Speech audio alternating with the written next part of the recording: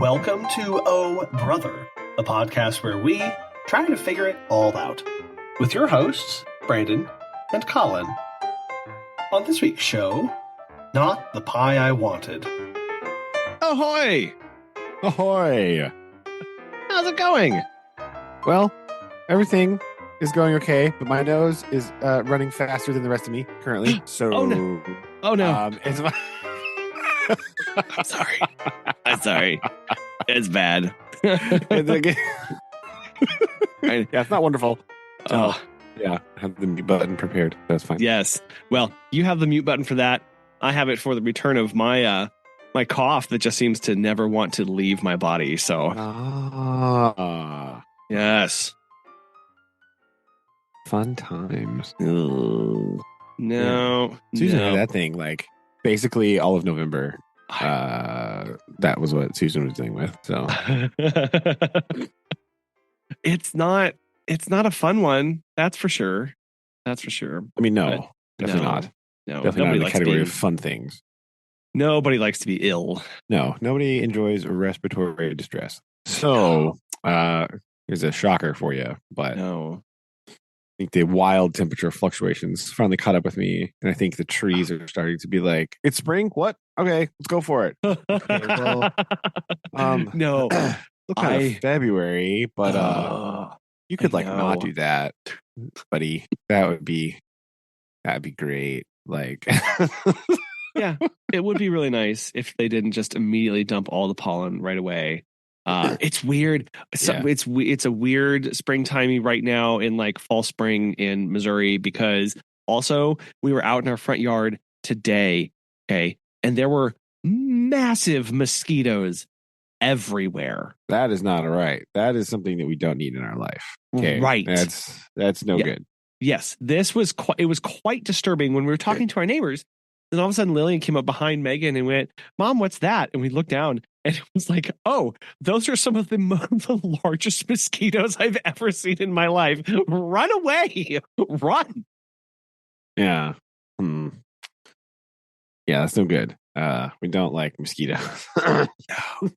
Because we don't like malaria. Right. Or West Nile. Right. Remember West Nile? Don't forget about West Nile. No. Come on now. That was No. no fun. Yeah. Well, yeah. Lots of mosquito-borne illnesses. That's true. So, yeah, terrible side effect here of early spring. This has been really wet early spring. So, I mean, kind of. It's weird. It's not like rainy. Oh, the Zika. Sorry, I About just the my Zika. brain is, and the chikungunya or whatever virus. Like my brain is just going down this like how many newsreels I've seen with. I mean, dengue there's fever. a lot, right? Oh, dengue fever. That's the definitely don't want that one. No. Sorry, I'm just now I'm on a site. Yeah, malaria, West Nile, dengue, Zika, yellow fever, and chikungunya. How chikungunya. could you forget about yellow fever? Right? Yeah, this is. And then of course they're always like, what's on the horizon of like what other terrible things I are out don't there? need to know about that. Don't tell me about all of the things that I could potentially get. Right? I don't need that in my life. I love the CDC. Okay, so the CDC has a website, and it's not. The title is not mosquito-borne illnesses. The title of this page is other mosquito-borne illnesses. Oh no! Oh no! Oh, that's bad. That's real bad. Such a long list. I forgot about all the exciting encephalitis, right? Oh, yes. Did you know? First of all, here's a fun fact. 3 varieties on the Texas Department of Health and Human Services, because they need to worry about mosquitoes in Texas for sure. We have Eastern equine encephalitis, Western equine encephalitis, and don't forget St. Louis encephalitis.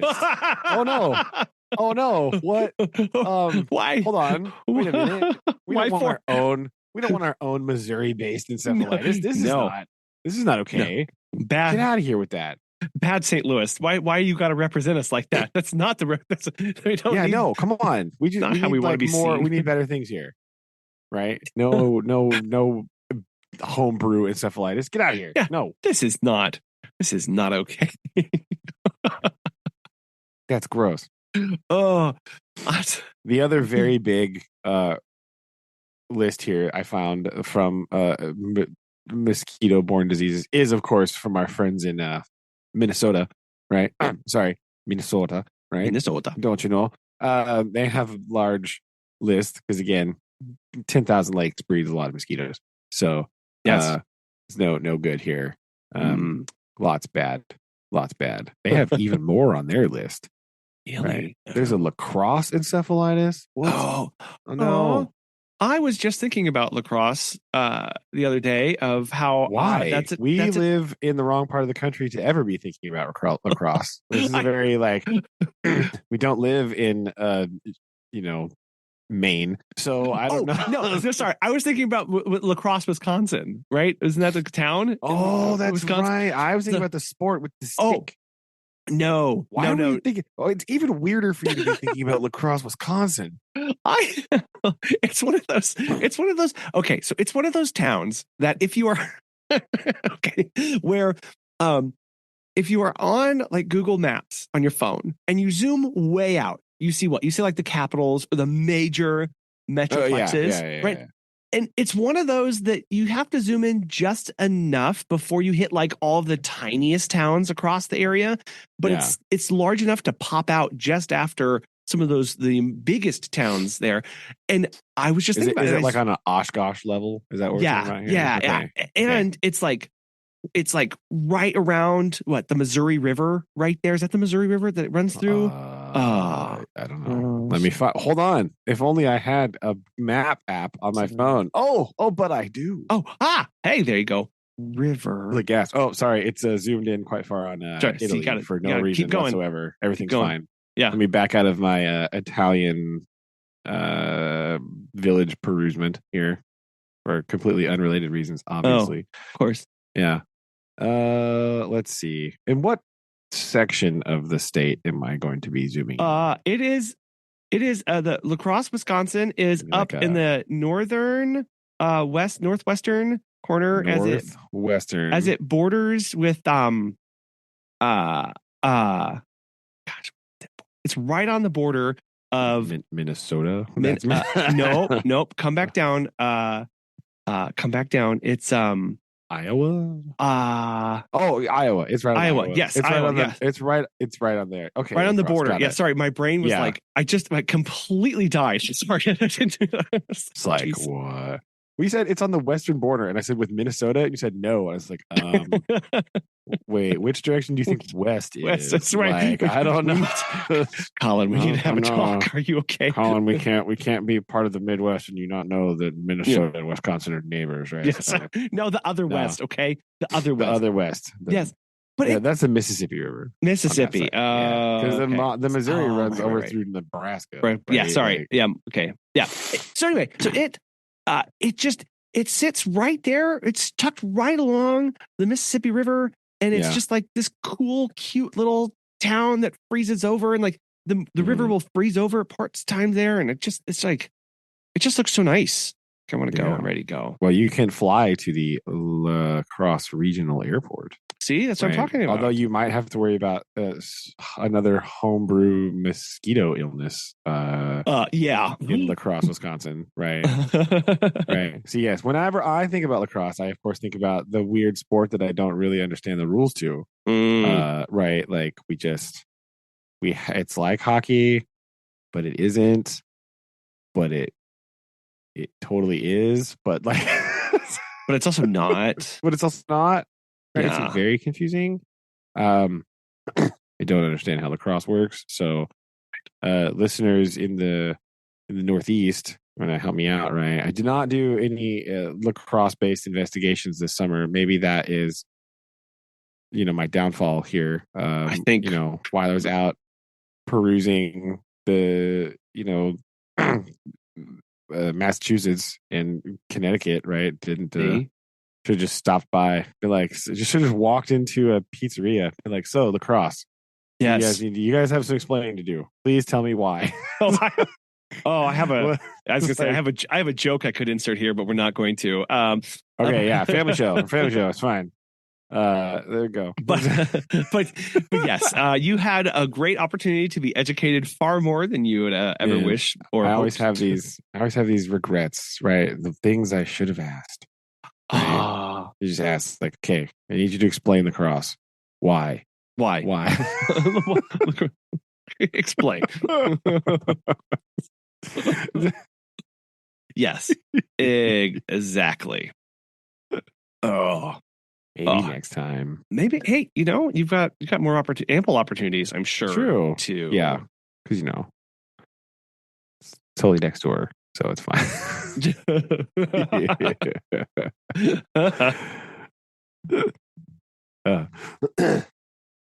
So, other than being beset by many mosquitoes, what have you been up to? Fending them off, I guess. Fending off the mosquitoes.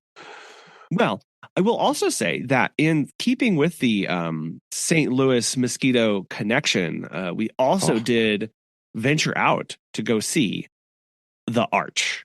Yes. Was this the sole reason for your trip? Was this pilgrimage to the Arch? Is this like the official coming of age of the children? Like, we must go to. I mean, no, not nominally it was to go see the Arch, but also one of Megan's favorite restaurants, the Old Spaghetti Factory, is also within walking distance of the Arch, and so she could get her Mazithra cheese fix for a while. Well, this is important as well, right? It's a good that you had a two-pronged approach, right? It's because it's hard. It's driving all that way for like a thing. Yes, kind of like it's hard to justify. But if you have at least two things to do, now it's on right now. No. And it was this part of the discussion of like, look, we've been west a lot to Kansas City, like quite a bit.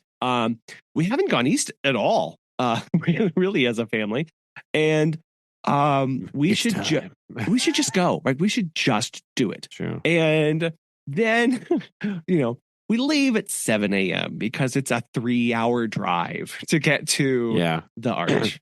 And a 3-hour tour. Well, so that I was going to lead with that, but and then I had another joke and then I forgot it. Those are my other cards. That's all right.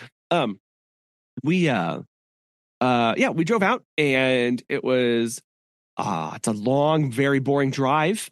So I got to drive on the stretch of highway where they're going to expand the interstate from 4 lanes to 6 lanes for no reason that I can tell. Because I think the governor has construction friends. Unconfirmed. Okay, speculation. Okay, don't come at me. All right. I was driving, and this is also the stretch of I-70 that is notorious for like just terrible wrecks, and so maybe that's why. Maybe they're like, we know that wreck percentages per mile go down on as X percent per.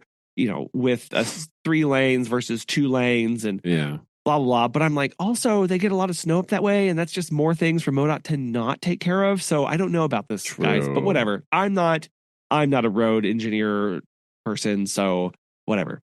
But no, we made it out. And, trying to explain what the Arch is to kids is really hard. I realized. I mean, trying to explain what the Arch is to anybody not from Missouri, like a little bit difficult, right? Like, they're like, well, but why though? Yeah. Like, what is it for?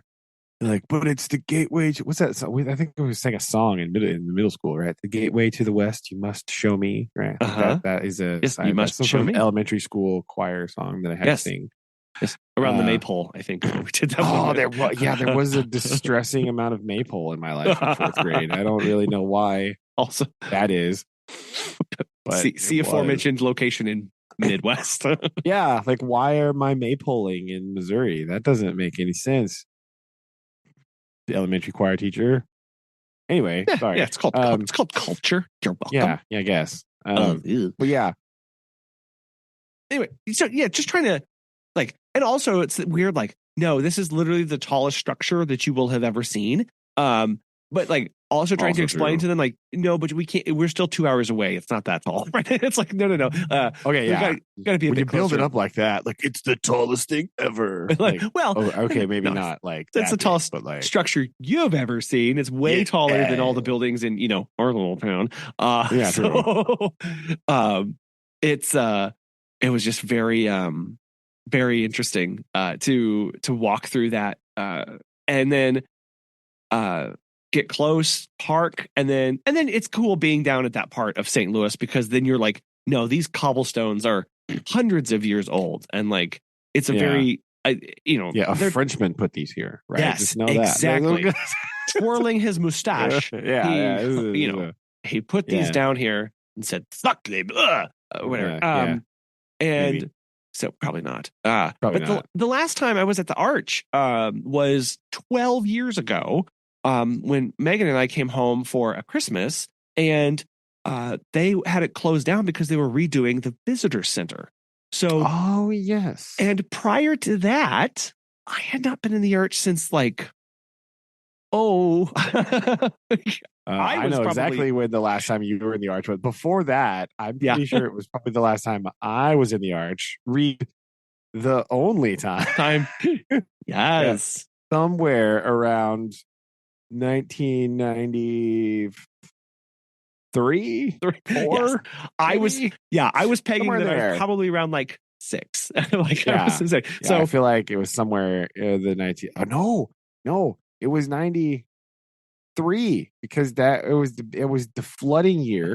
Oh, it right? was. And those big steps that are over there. Those big steps. The water was like way up the steps, like almost to the top.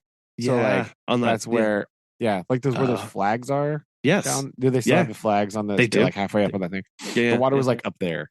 Right. Yeah. Okay. So I was 5. Right. I was 5. So so it's lit. Right. It's been 30 years since I was up in the Arch. 30 years. White and I bet you don't remember how fun that elevator is. Before you went here, like and then I could just put this into perspective. Like, oh wow, like Noah is the age that I was when I was here last. Like, wow, that big wow. That really puts that into some like stark perspective for me.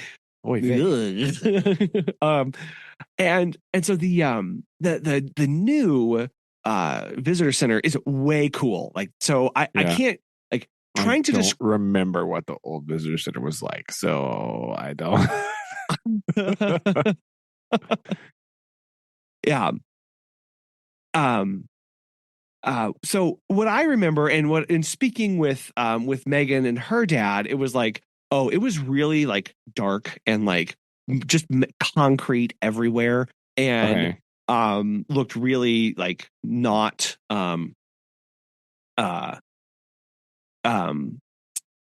welcoming and inviting, right? And so this one doesn't make you want to visit for some reason.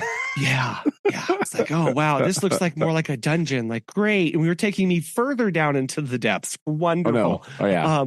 But no, this one, like it's like ultra modern entryway with like this huge sweeping glass entrance, and like it's really lots of light, and then you walk through and they've got these huge panels like almost floor to ceiling with projections of people walking in the grassland with a horse and wagon, whatever, and like steel wagon. And they with the sound, so like it's like, it's the Go West, right? It's the westward expansion here. Now Oregon Trail. Yeah. Now, just between you and me, the entrance that you walk in on is on the west, and you walk into the visitor center going east. So look, it's not. they did. This is a critical oversight. Right? Now, like I will really say, feel. Now on the east side of the Arch is a river, a massive one. So they couldn't really go that way much with this because this is a huge expansion project for this thing. It is a massive visitor center and what they've done is they've made these big alcoves for different, just like 100-year periods of the history of St. Louis, all the way up to the building and construction of the arch. So it's really puts everything into context. It's really cool. A lot about fur trapping, so much about fur trapping. That's literally what St. Louis's job was for. Right? I know. All right, so for listeners who may have absolutely no idea why we're prattling on and on and on about a Midwestern. Oh, sure. Sorry, that's probably important. So Colin, go ahead and tell. You alluded to explain to the kids why the arch exists. Maybe some listeners, right? I'm sure our friends in Singapore might be interested to know what on earth you're talking about. Why is there an arch in St. Louis? Right? What is this? What is this we're talking about? And what is it for? These are things we take for granted, having driven by it 700,000 times. Yeah, so, and you hear about it all the time, about this thing. And so basically, what happened was they wanted to commemorate this. And I sat through a video and I don't remember any of this really, and I should know this, but it's to commemorate the westward expansion of the United States is really what this is. And as the starting point for the the exploration of the Louisiana Purchase, right, is another aspect of this too. And and so they wanted to commemorate this spot as far as St. Louis was really the launching point for this exploration and the growth of the United States through this time period. And they actually went out and got 6 or 7 different models or different pitches for what they wanted this to be. And they show this in the museum. They show the alternatives of what people thought they wanted to build. That's kind of trippy, actually. Okay. And I was like, Colin, how bad could it have been? Okay. Right? What could we have been stuck with instead? Right. They would. What about an obelisk? It's boring. Or it's so Washington D.C. I know. Or because the other aspect too is that this is the smallest national park or monument spot. It's only 91 acres. It's the smallest in the country. So they don't have a whole lot to work with. So people were basically we'll just have a big open lawn with some 6 or 7 pillars here and a fountain over there. And none of them were really inspiring. Seriously, you look at what was being built and you're right, that is 1950s, 1960s. That's what we're that's how we build. They just monuments. tried to copy. They were they moved that idea to the University of Missouri campus. Put some sticks, some pillars there. It's fine. Don't worry about it. It's fine. Don't worry. Right. And then this guy, Sarinan, or whatever his name was. I can never say. I don't know how you say 2 A's in a row. But he's this architect and he's arch. Arch. Massive arch. What if we did an arch that was 630 meters tall or whatever? What is it? 630. What if? What if we did that? Something like that. Is it meters? Wait, no, I don't remember. 630 feet, 192 meters tall. Sorry, not 600 feet. That's good. Okay, there we go. What if we did that? I was scrolling down. I was I just looked at that word. What if we just did a massive arch and what if we did that? and it was stainless steel on the outside. So it's really shiny. So shiny. It's so shiny. It's crazy. And they went with it. And it's one of those this is not meant to really be a thing because it's a monument. And that's what's really important is it's not a building. It's not a functional piece. Right. As much as because the tram was added later to the design. That's the other aspect. This wasn't a design initially to take people up inside. And so can you imagine that conversation? Somebody's we could. Yeah, I think it's big enough. We could show a tram. It's fine. Don't worry about it. I don't and it's the way it's designed is just also really awe-inspiring because it's not like a typical steel building because you can't build it like a typical steel building where you make it internally That sound. is the cool part, right? Yes. So listeners, the exciting part about this is if you're an engineering enthusiast, right? First of all, we should get out of the way. I know somebody's out there asking. Also, students of history, you should probably just clip this and just review this for your class. You're free. You're welcome. Right. But you can, it's technically a catenary, a weighted catenary curve, right? Yeah. Which is like if you hold a rope upside down in your hands, like hold 2 ends of a rope, the curve that it makes, that's the shape of the arch, but they just like flipped it over. But in order to make it, like Colin was alluding to, you can't just build it straight up. They had to build both sides at the same time and then insert a keystone piece at the top and just sort of like hope it fit and weld it real fast so it didn't fall down. Right. Yeah. So they've got these giant cranes attached on the outside of this thing as it gets larger. And then they have to have the cross support structures bridging the gap between them so it doesn't collapse in on itself, because the only reason it's going to support is because it's going to have a keystone. So the whole thing is actually, as a unit, it is strong. And there's no real internal support structure because also the outside stainless steel skin is part of the support. So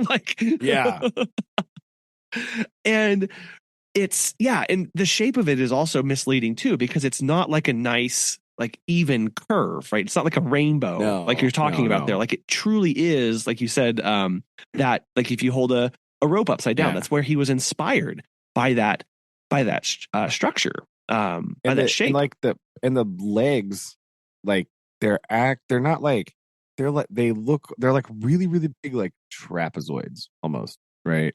Like it's a weird shape. Yes. Like when you get real close to it, it's not square, obviously, because that won't bend, right? It's almost like this weird, like it's almost like trapezoidal. Is it kind of like curves up, right, to the top? It's wild. Yeah. So it's really cool. And to think that this was a design that he came up with in the late 1940s, like crazy.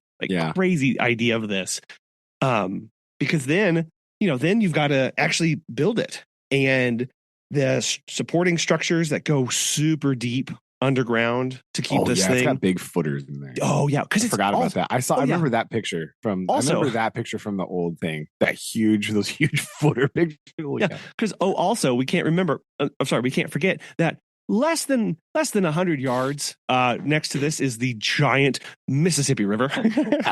So, so we're nice right here, and we're not sitting right on top of bedrock. Lots of because this is also north of Missouri, so it's like glacial till soil. Yes, right. It's not like sturdy. No. Far from it, people. Yeah, and good for farming, but that's about it. Yeah. So just lots of They have the only surviving scale model that he built there as well. That's cool. So you can see that, and he was a really well-known architect and designer of chairs and stuff too, I guess. Like another one was his, like he designed the tulip-based chair. You can look that up. That's his. There's always a chair involved. Why do our designers love chairs so much? I don't, I think it's because it's a challenge of like, oh, you think you know a chair, but like, do you know my chair? Like, I think it's them. Oh, perhaps you can flex your design skills by like reinventing the chair, right? Like, yeah, that's what I think. Spin on it, right? Like those weird Bauhaus chairs. Like, what the heck? Yes, exactly. Where they were like, well, anyway. So yeah, so so that's what they came up with this, and then they added the carts that go up inside it, and man, that thing that's another aspect of just engineering marvel of, again, this is all happening where you have this weird curve and that you can't take an elevator up in. You also can't do an escalator because you can't have people stand, and that's be way too awkward and not safe. That's too steep too. Right. Yeah. So what they decided was, well, we're going to take an elevator, but we're going to make it a circle, and then we're going to put that circle on bearings. And so as it goes up on the conveyor, it will auto adjust and level as you go up, so that you're always staying, pointing in the right kind of like orient. rocks side to side a bit. Yes. A little. Yes. Now, and prior to this, I think they it was very rudimentary. Now they have a little bit more smarts on it, where like right before you the big doors open for you to enter or exit, the whole thing goes like you hear like this whoop, where it actually like auto levels, like you feel it like actually shift and lock into place, as opposed to did not have that in 1993. No. Where it was like what angle are we departing? Who knows? Like it's a mystery. Wherever it lands. It's like stepping on a rolling ship deck. Like, oh, where are you going to land? Good luck. Oh, and that's the other thing to the maybe you would remember this more than me. I don't.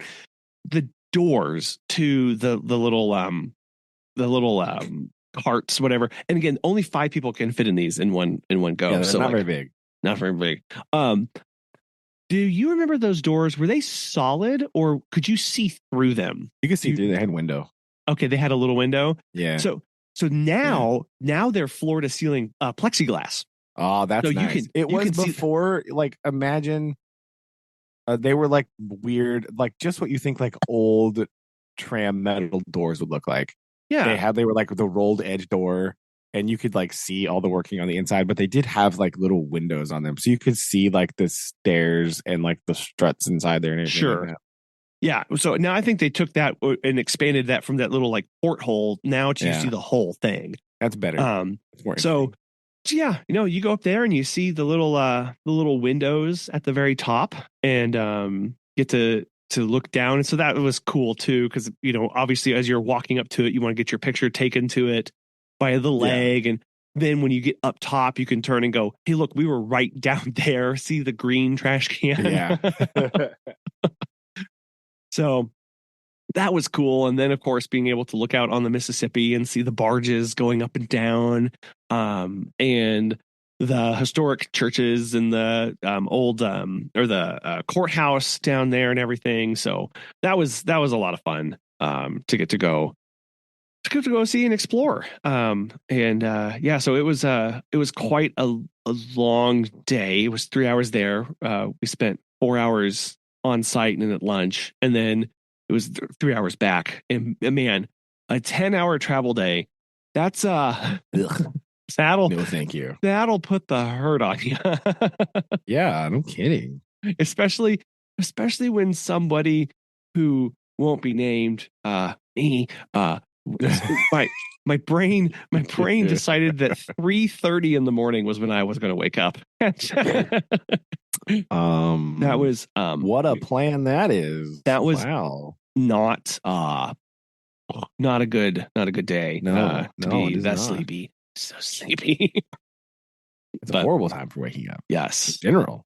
But yes. Pre-travel day. Yeah. Yeah. But it was a lot of fun. So excited about catenary curves and westward expansion. Yes. Right? Yeah. I couldn't wait to see the gateway to the west. Yeah. The location of the founding of the city of St. Louis is what I was excited to of course. Right. Do.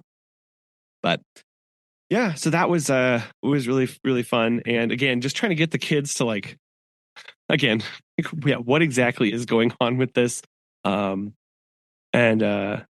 it's fun. But yeah, they have weird stats. Like they'll say things like it's the tallest man-made monument in the Western Hemisphere. And that's the other thing too of going, it's not the tallest building, it's a monument. So that also puts it in weird categories. Again, I've said that twice, but like it really is important to note that like this is nothing really. It's just supposed to symbolize something, and then because we in America are like, you know what, we could do, like we want to experience that. So let's put some windows and let's really spend millions of dollars making the world's craziest elevator so we can get up there, because that's what we need to do. Yeah. And really, when you think about it, the only reason it exists is because of hats. Right. Yes. How weird is that? How weird is that the St. Louis Arch is there because hats? Hats. Hats, people. I know. It's so weird. Like, yes, Europeans need hats, so better make some trade routes. Boom, St. Louis. Got him. There we go. Arch exists now. That's what. Yep. It's just they have and had weird hats. Jump. It really is. It really is. Wait, because I'm trying to explain all of this, and there's a moment in the visitor center where they're like, "Beaver hat? Would you like to touch one?" You're like, "Of course, I want to touch a beaver hat. I want to see what the whole hype's about. You know, Yeah, it's the whole reason we're here. You touch it, Beaver and then trade. they just have like they have a hat there with like a sample of the beaver skin on it, like it's not actually made. Yeah. But then behind the glass, they have an actual beaver top hat, and you're staring at this thing, and you're like, that is the most hideous piece of clothing I've ever seen. Very like, water repellent though, so it's got that going for it. It's very unnerving. Hats should not be furry. This is what I've decided. Hats should like I'm a hard no on furry hats. I'm sorry, taking a stand on it. Just hats should not be furry. Well, it's a very 2024 opinion of you, but fair. I think 1824 they were like, no, bro, only for hats. Yeah, all of this that you see before you shall come from the murdering of large aquatic rodents. Yes. It's weird. I mean, not just it's weird. Okay, this is even weirder. Like, Missouri kind of exists because hats. Yeah. Yeah. Right. Think about that. What? Oh, the guy. What? Yeah. Like, they don't tell you that part in school. They talk about the trade and like the looking for natural resources, and they talk about like beaver fur and stuff. But like, nobody ever breaks down like, no, it was for hats though. Like not like what they kind of don't tell you what the beaver fur was for. At least they didn't when I was a kid, right? I don't want to be that like they don't want you to know. I don't want to be that guy on the internet. But like when I was in school, right when we learned about this westward expansion stuff, they never mentioned hats. Right. Maybe that's why I'm so fixated on it currently. But like, it's all about like Missouri kind of exists because of a fashion trend, right? And that's just mildly upsetting when you think about it like this. Look, that's how hip and in it we are. We continue to be so.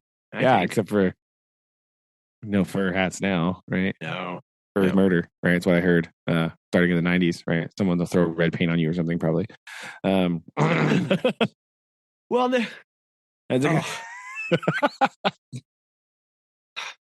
yeah, all good stuff. No, there's these laws around it too. Like, well, obviously, like the FAA back in 1960s was like, and by the way, like after it was built in when was it built? Finished in the 60s. Yeah, the 60s. Yeah, shortly thereafter, the FAA was like, oh yeah, by the way, don't fly your plane through it, please. Yeah, nobody, obviously, because well, some dude was like watching it going.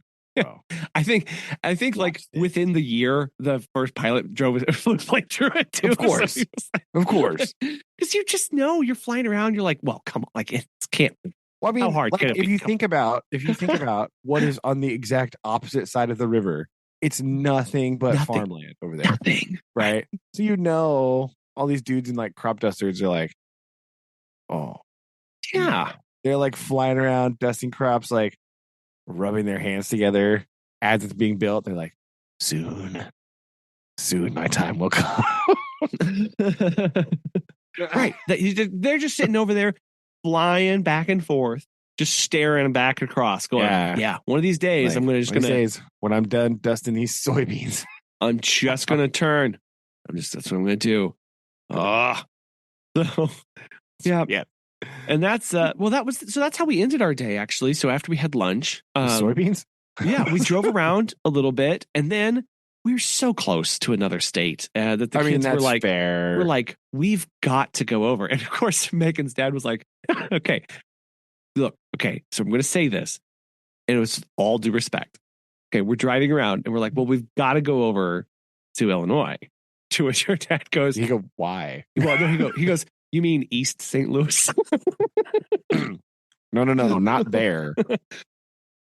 I went, no, not that far. We're not going over there. We're just going to go real quick. We zipped up. So we jumped over. There's a speedway or something over there that we pulled over, which was got some gas, and we got out and tap danced on Illinois and then ran away. There you go. The gas was very costly, and then came home. So, dang it! Should have just bought the beef jerky instead, right? Should have get that Missouri gas. But also, I was out of gas, so I needed to. Okay, fair. Like, unless we were going to push across the really cool bridge. That sounds less exciting. Right. That sounds a lot less exciting. Yeah, we don't do that. No. So, yeah, that was our big adventure this week. It's quite a big adventure. I'm still very tired. Yeah, it's 3:00 in the morning to Illinois for some reason. Then it's going to be well, and tomorrow we start our grand journey down to Texas, where the biggest heartaches are. That's heard. That's what I've heard. Right. Could go also where the yellow roses are. I think. Yellow roses. Yeah. So lots of stuff. But yeah, so that's it. We've been doing some deep dive Missouri history. Waved at some Illinois and Cahokian mounds from a distance. And yes, over there. Over there. That's what we did. We went, they're over there. Goodbye now. It's a whole other thing over there. Like, yeah. But so have you been exploring any rich Missouri history this fair week? No. I've not been doing much. Right. I've been trying to reorganize myself after we had a 4-day weekend. Right. Oh, right. And so and so after that was already planned, and then the week, we had surprise snow last Monday or whatever, and so this week was all about going. What was I doing? How does school work? What am I? What's going on here? Trying to sort of reorganize myself and be like, what? Yeah, is happening? Right. Yeah. Just go think. What? Yeah. So. That was, that's basically been it, right? That's basically been it. But Susan and I did have an argument, right? And so I need input on this. Now, when I say argument, right, of course I don't mean actual argument, but we did have sandwich-based disagreement. Right. Okay. And so I want your opinion. Listeners, you can write in, tell me if I'm wrong or whatever, but I need to know appropriate sauce toppings for certain types of sandwiches. Right. Here's where it gets tricky, right? We had the classic dilemma of what condiment do you put on a sandwich? Okay. So if I say to you,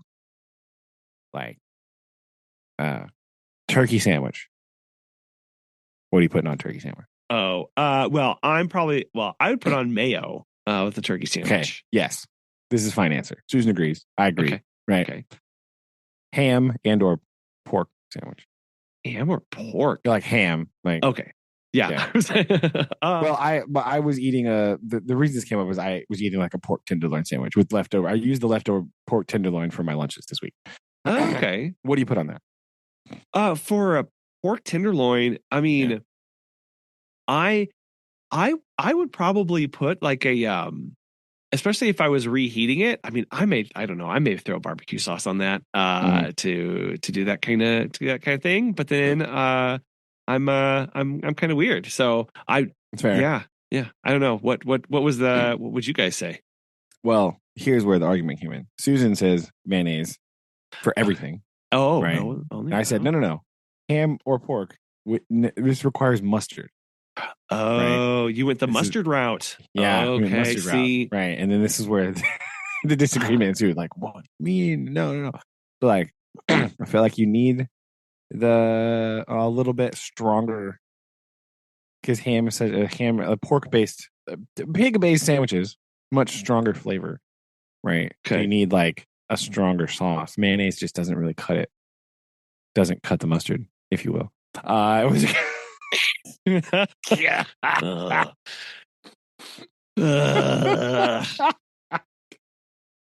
Anyway, it's been fun. I couldn't help it. I'm sorry. I couldn't help it. It's fair. But we just wanted to bring that up. I just wanted your opinion on this and see where we're at, right? Because I was like, we were like, she was like, "What? Why are you so wrong?" I was like, "What do you mean? I don't want to be wrong. I want to see." Megan is she's a mustard fan as well. Like that's her go-to when we take. Okay, so we have condiments at the house. And sometimes there is a disagreement as to which ones we should bring to the table for a certain dinner. Oh yeah, see this. Okay? Yeah. So, like, do you bring out the yum yum sauce, or do you like this is my secret go-to, by the way, of like always try the yum yum sauce, even if you don't think it's going to work well, try the yum yum sauce, or is it just a ketchup thing, or like, do we have barbecue sauce, or can we add a ranch to this, or do we need to bring out the mustard? So what we have is we have placed all the condiments into a bucket, a little like stainless steel pail, and the pail just goes into the fridge on the top shelf, so that when you're ready for dinner, you just grab the bucket and you take it to the dining room table. Yeah. See, I'm this way with sandwiches a lot, right? I actually secretly like to put barbecue sauce on my turkey sandwiches. Oh, okay. Yeah. I think it's pretty good. Right. Yes. Yeah, I would agree. But I like that. But yeah, we have that. We have like a bunch of weird sauces. We actually, the only other thing we did this week was we returned to the Asian market because we were out of the sweet chili sauce. And that is a crime. And so we had to make sure we. You must have that. Yeah, it goes really good with a lot of stuff. Right? Chicken. Very good with chicken.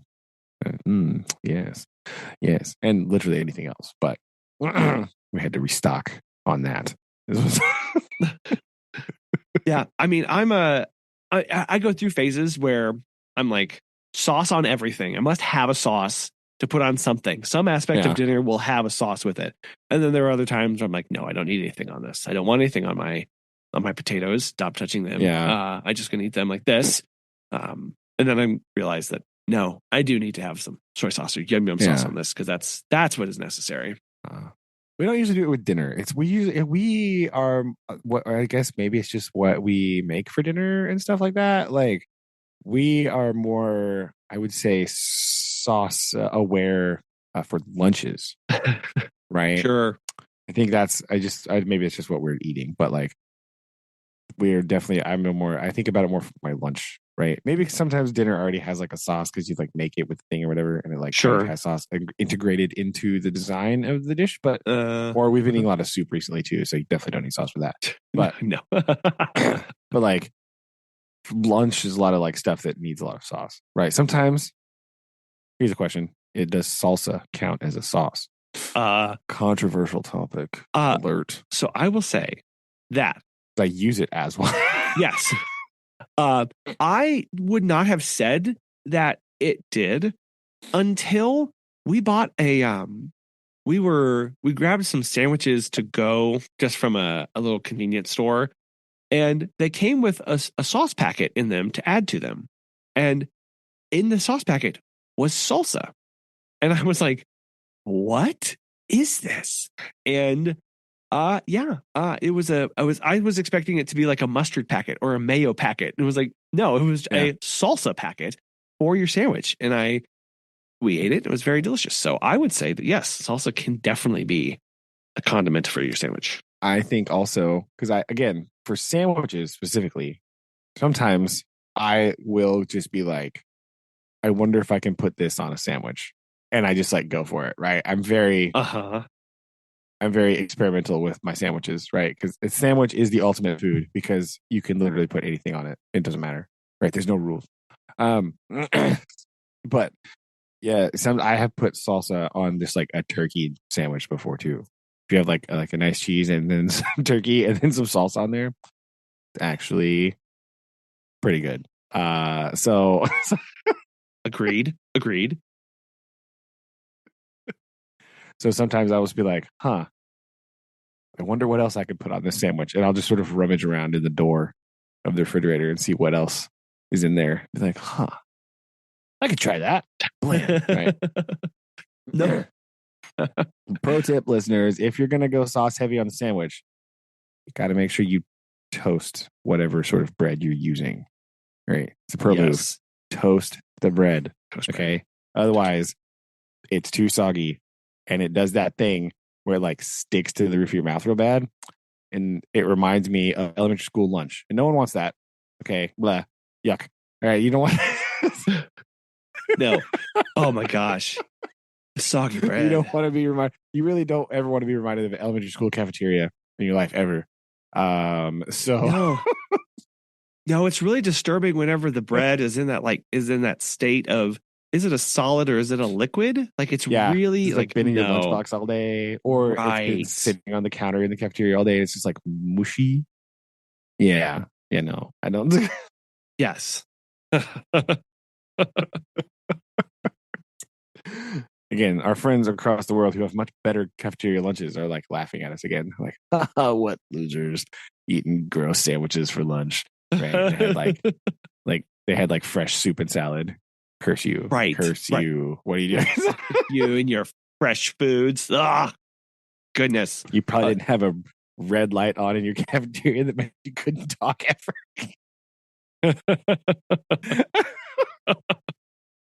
Yeah. Maybe you did. I don't know. Let us know. Let us know how it was. But we're going to.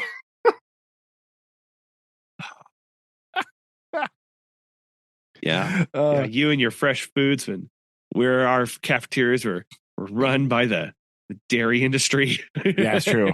Just Highland Dairy. Trying to find new and inventive ways to use milk and milk byproducts. in processed cheese, right? The government powdered eggs. What can we put this in? Although I will say, some of those cool cooks, extraordinarily creative individuals. Oh right? my gosh! I'll give them credit. Yes. Sometimes they came up with some winners. Yes, they did.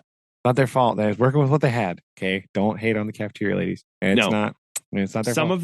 Sometimes they were given trash to work with. Okay, yes. And they can't. No, but some of the genuinely sweetest, most wonderful people on the face of the planet. Always very kind and wonderful. So yes, not them. It was not their fault. Yes, it was not their fault. It was it was the school's fault. We'll blame school. School administrator's fault.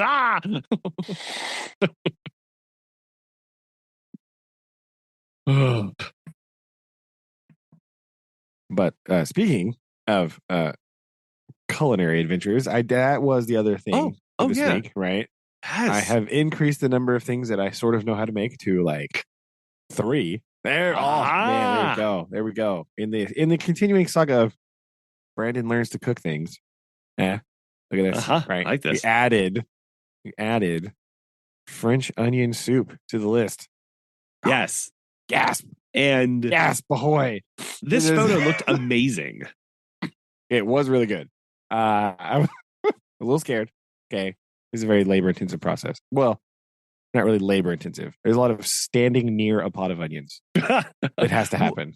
So Susan was like, "Oh, you work so hard." I was like, "Not really." I just sort of stood near some onions for like an hour, and then that was it. I didn't realize.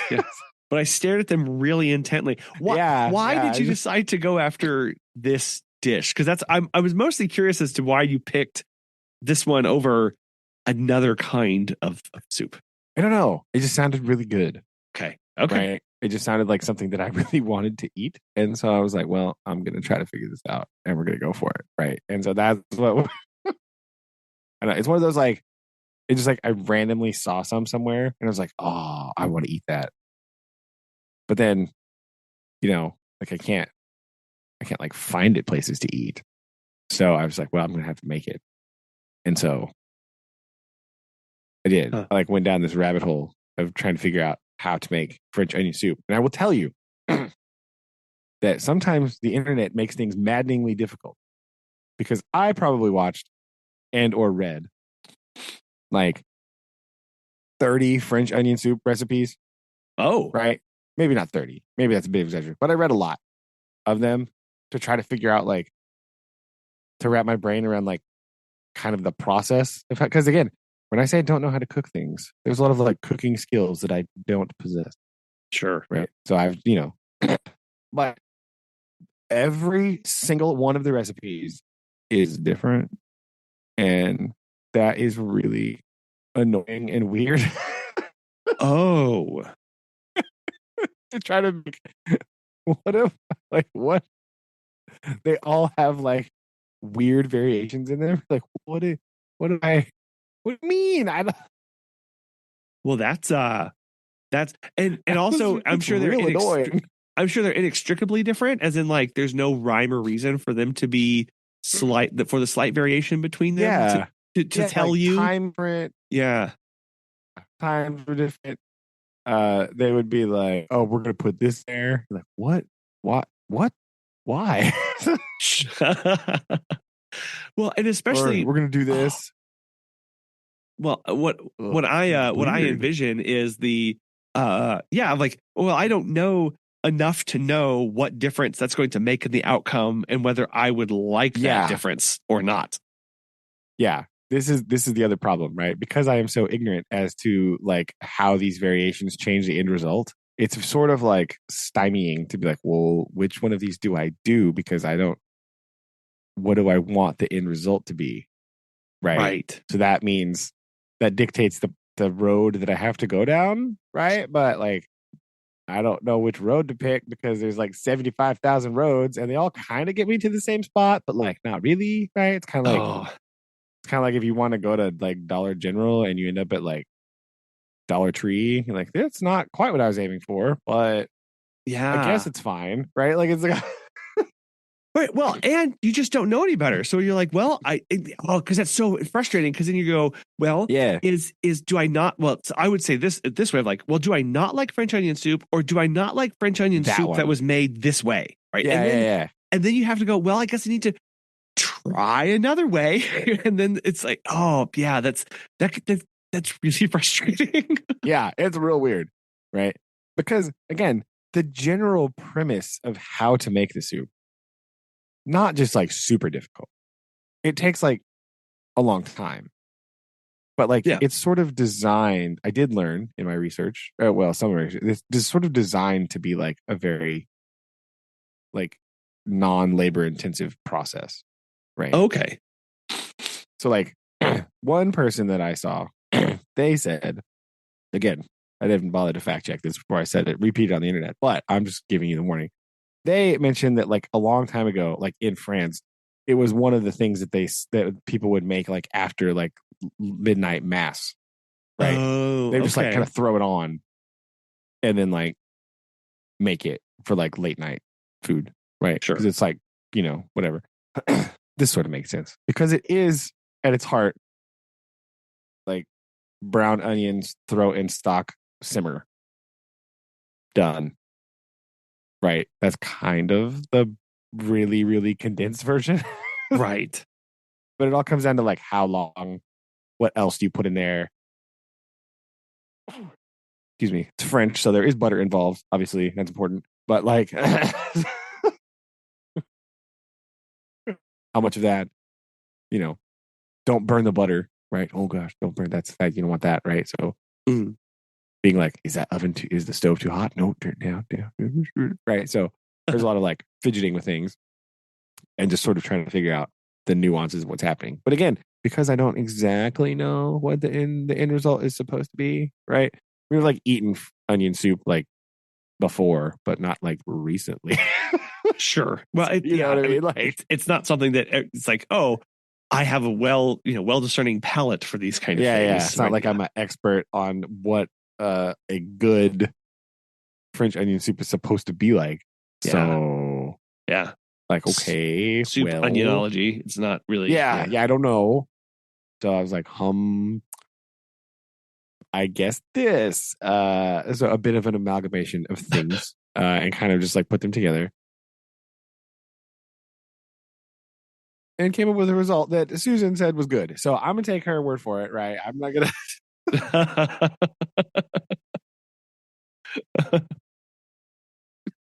As the official taste tester, she approved. So that was good. She ate it all. So that must be good. That must mean it was fine.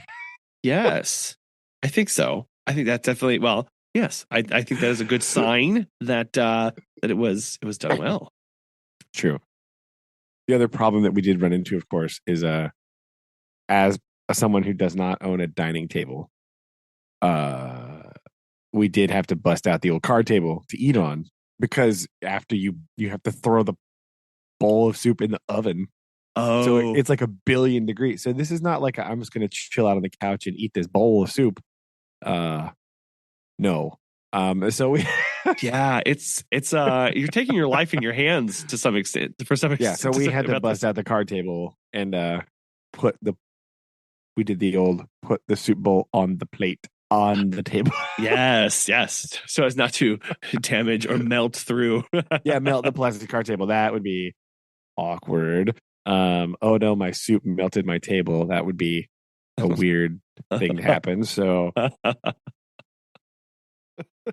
but all in all, it was pretty good.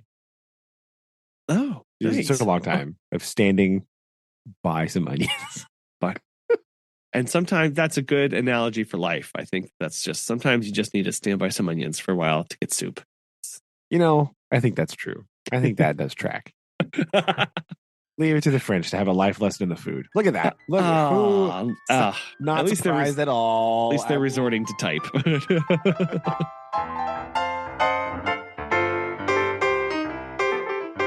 A little bit of foreshadowing for what will come with next week's episode.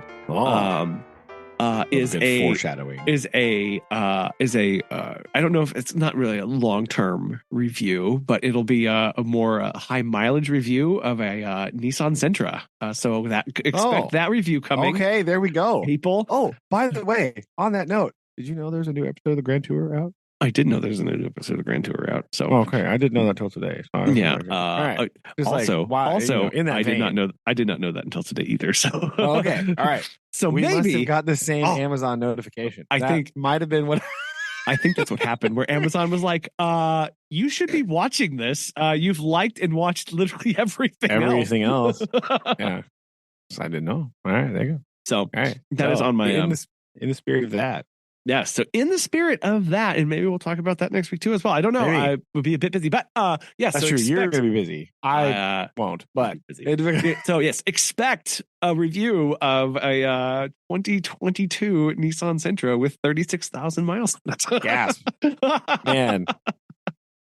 Edge of our seat stuff. What we want to know also is we also need a road trip snack review. Again, this is the important bit. Oh yes, right. Where do you stop and get snacks, and what did you buy? This is the other part of this review, since you are driving great distances. I know snack options, right? Yes.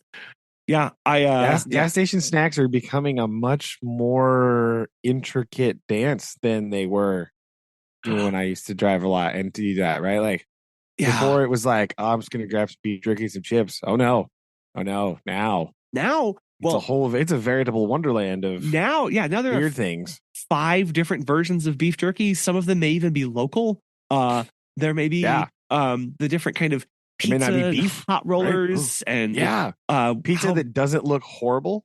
No. There was always things in the hot roller, but you didn't want to eat them. No, they did not look good. Now there's and the fresh wraps that are out there now with chicken Caesar wraps that you find, and what else do I see there? Yeah. There's a lot of different, right? But those are very rarely my go-to. So I'll have to talk about. I still really want a sandwich cracker, right? Like cheese, like it's really. Oh yeah, right? I mean, those still call to me. Like, what do I really want? Sandwich crackers, maybe something from one of those bags, and like those big bags of like mixed nuts or something like that. Yes. Oh no, yeah, I've got to get. No, yeah. So look, when you're looking at snacks, some sort of candy bar, right? You need salty. Sweet. You also need something that's actually filling. That's where sometimes beef jerky or the nuts come in, because you actually feel like you ate something. The honey roasted peanuts are clutch for those. Yeah. Because you're like, I could get a candy bar or like these weird crackers things, but also peanuts or the mixed things are going to go a long way. You just got to make sure you don't accidentally grab the corn nuts because no, that's illegal. Or or the one time there was like a jalapeno roasted peanut bag next to the honey roasted, and then you just like quickly grab it and don't look. Yeah. Yep. And then those you're on the side of the road, like, literally. I'm sure they're fine, but like not when you're expecting something else. Yes. Right. Or when you're not somebody who particularly enjoys jalapenos. I mean, that's true too. Then it's quite death. But it's like it's always much better when you're expecting it. Yes. Right. Same thing when it's there like has been an error, then it goes bad. Right. Like my classic go-to example of this is one time, a very, very long time ago. I went to McDonald's and I ordered something and then like the apple pie. Right. But this was at some point they had some other kind of thing and they gave me some other fruit pie. It was not what I wanted. Oh no. Right? I don't know if it was like pumpkin. I don't know if it was like maybe it was pineapple. I think it was at some point they were doing like a pineapple thing. This is like 15 years ago or whatever. It was a very long time ago. Whoa. And I had that. And I was like, oh man, I ate my cheeseburger. And I was like, oh, this pie. And I bit into it and went, oh, what? Because it was not the pie that I wanted. My mouth was saying apple. This is what I want. My brain was expecting apple pie, and I got some other horrid thing in there that was not apple, and I just couldn't accept that. And I'm sure it might have been fine by itself, but I definitely just threw it away because I was like, well, no, at that point you're just too hard gone. Right, you're too shook. You're like, no, I can't. Right. The whole day's thrown off at that point. You better as well go back to bed and restart from zero. Yeah. Okay. Just to do hard restart. Yeah. Yeah. Yeah, I can't handle it.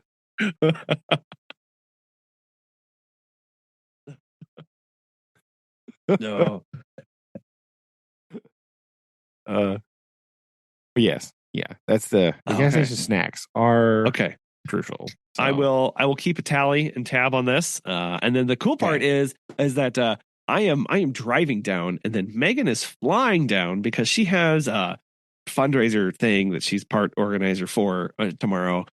So she has to go to that, and then we're going to be driving back together. So you'll also get the snack tour from that about how that functions. More snack options. I like it. More snacks. So yes.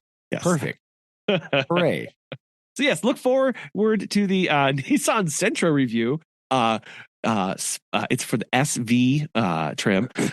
So not that literally means anything, but it doesn't really. It's a letter. It's two letters. It's two letters. Oh, two letters. Yes. SV. Yes. But yes. So look forward to that coming. Okay. Soon. Yes. How exciting! Indeed. To look forward to. Indeed. Are you going through mostly Arkansas to skip the horror that is Oklahoma roads, or are you going through there? What part of Texas are you actually going? I'm going to just north of Dallas in Louisville. Okay. So I'm going to go through Oklahoma. Okay.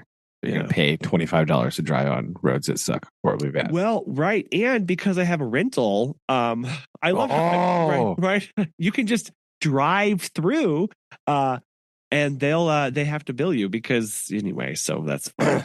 Well, that's true, I guess. You don't have to stop at the toll plaza. Although, sometimes, you just want to talk to the toll work people, I get. Like, hey, how's it going? Well, and you want to do that because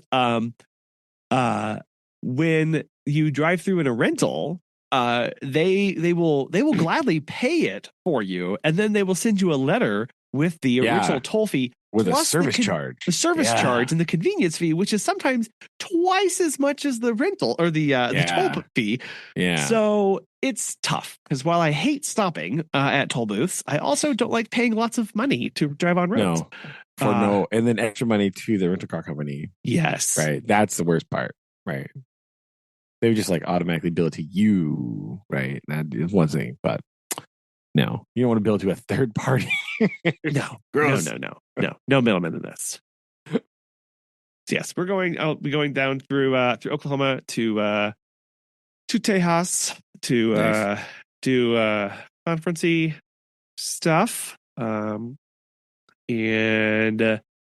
do that for a couple days, come back and jump right on into a busy week next week. We had a brand new client that said going through the onboarding process and then casually let it drop that, oh yeah, they were broken into last year while they were home and sleeping. Oh, good Lord. And I was like, I'm sorry, what?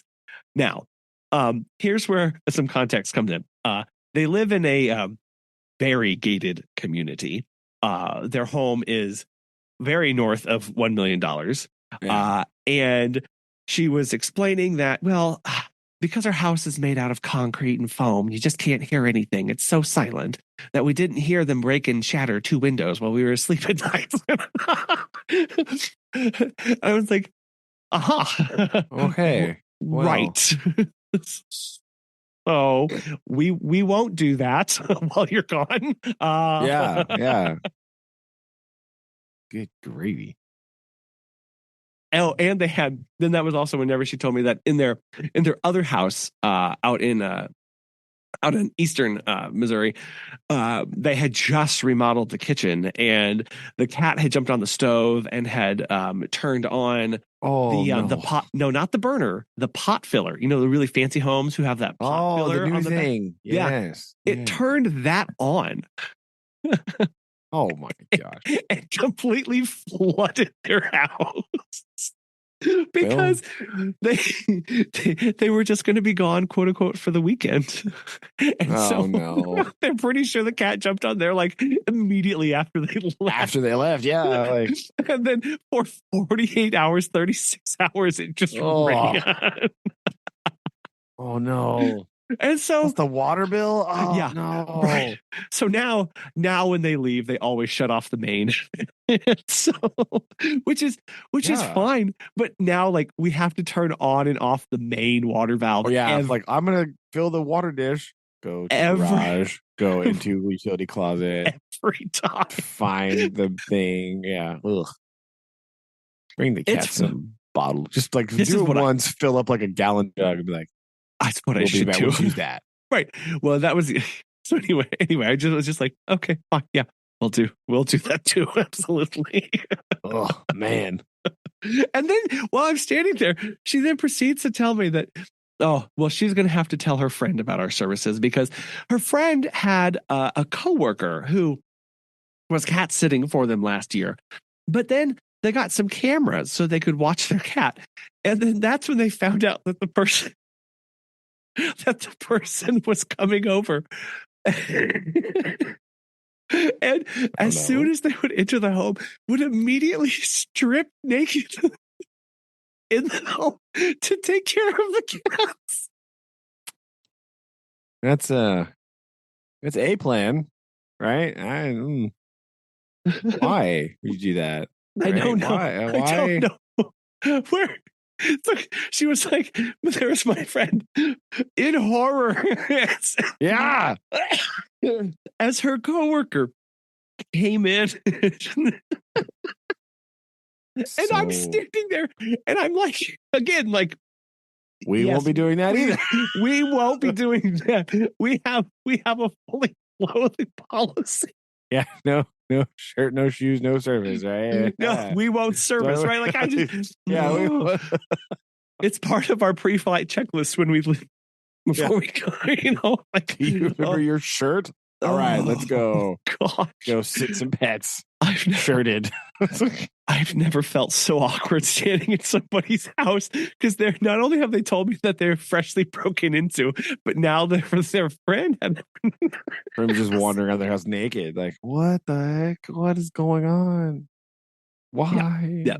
So I anyway, things people. It's not okay. That's all right. Yeah, that's true. Good grief. What? Goodness. Goodness is right. Wow. Oh my gosh. It's so weird. Yeah. People are so weird. They distress me greatly. Very. Just, I can't. Yeah. Oh my good grief. Ugh. Well, speaking of distressing things, I have a haiku to play us out on here. Okay. Right? I'm sure it's not that bad. I'm sure it's not that distressing. No, but right. Maybe the subject matter. Dun, dun, dun. Okay. Right. Okay. Here we go. So, here you go. Ready? This is a slightly more mirthful interpretation of haiku than my previous ones. Right, here you go. Tells a bit of a story, though. Right. Oh, you don't have one? They're so easy to use. You're one of us now.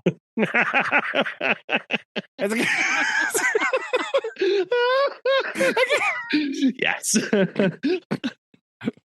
Just like a brief update on the air fryer saga. Two people this week have asked me about two.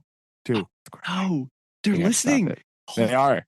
Also, they are for real listening because of maybe Google is listening to me as I speak about this, because I also had like 3 recommended ads about how to use my air fryer that I don't own. So there's it's a plot. It's a plot. It's a plot. I'm okay. Well, we may have to go, dark after this, just to kind of clear the airwaves, to go make sure that you can get free of this. But yeah, I was like, after joking about it, like 2 other people brought up a conversation. I was like, oh my gosh, it really is this bad, isn't it?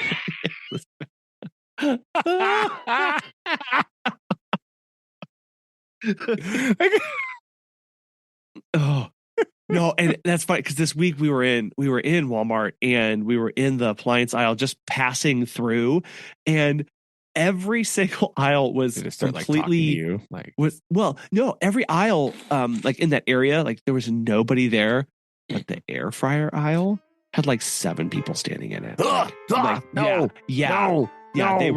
They were definitely coming to their altars. Like, this Cult is what growing. we're talking. Yes. Yep. The public altars are real. And I think that some people should introduce some legislation to do something about this. Is all I'm saying. This is it's a problem. Right. Oh no. So write your Congress people, and we'll get this taken care of. We will continue the fight here. The resistance lives on. Yes. Across the airwaves and across the land. We're here. Right. To bring butter back into your life. Right. Maybe that's why I was so drawn to French onion soup. It's like the ultimate anti-air fryer dish. Exactly. Oh, yes. The piece of the rebellion. Exactly. Yes, is. The resistance lives on. I could take our. I don't know. We'll workshop that. Right? But they'll never take. Okay. Yeah, I see this. Yes. Perfect. Okay. We'll start. French tricolor in the back. Obviously. Oh man. Oh, and you very daintily and carefully eating it out of the thing so it doesn't melt your face off because it's so hot. That's what it's like. Base to resist. Oh, it's hot. Oh gosh. It's so hot. Yeah. But all the more perfect napalm weapon whenever we're fighting against them. Because what do they have? They can't. It cools before it even gets to us, right? We can lop these things because they're just molten. Yeah, it's a molten Gruyere and onion. Boom. That.